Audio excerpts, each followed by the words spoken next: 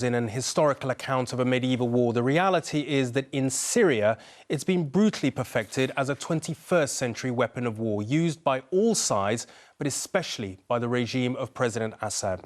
Tonight, News at 10 has rare pictures from inside one such city. Despite millions of people fleeing the country, it's believed nearly 400,000 people are besieged in Syria. And despite their plight, the UN say just 10% of requests for access to hard-to-reach areas were approved. Two of the worst affected areas are the Damascus suburbs of Muadamiyah and Daraya. In Daraya alone, more than 8,000 civilians have been under siege from the Syrian army for more than 3 years. Under heavy bombardments, up to 90% of the area is reported to be severely damaged or destroyed. Today, finally, the United Nations was allowed to deliver baby milk and medicines, but not food, to those trapped inside. For a few quiet hours, for the first time in years, the bombing has stopped in Daraya, and a column of aid trucks rolls slowly into a place which has seen such brutality, meted out by the government forces which are laying siege from the edge of town. In this footage from yesterday, you get a glimpse of the terror Daraya's people have been living with. From the tree line at the bottom of your screen, you can see the flame as a rocket is launched. It flies above the machine gun fire, and then it screams into its target in the middle of town.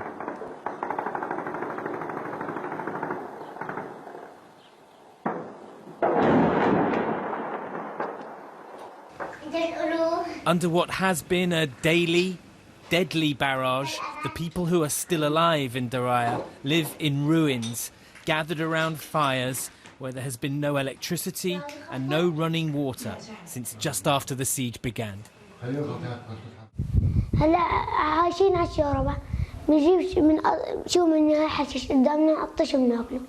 جابالنا الخبز وجابالنا الرز وجابالنا الفراريج وباسكوت ما بنشتري من الطيارات والصواريخ بشخرة.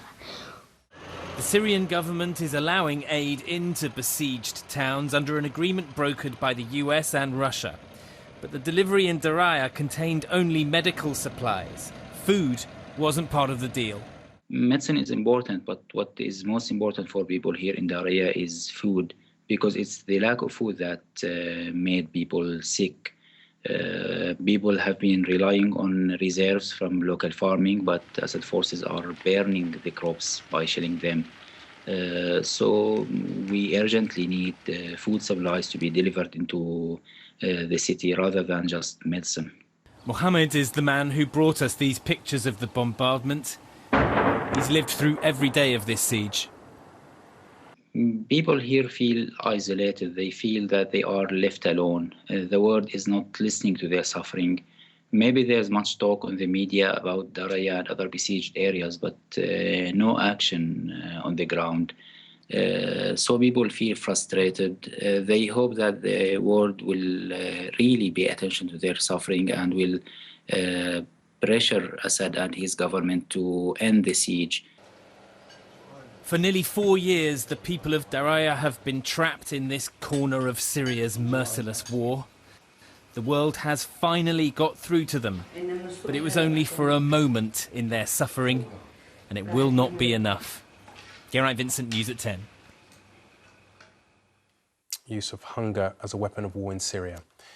In the hidden recesses of the internet, thousands of indecent images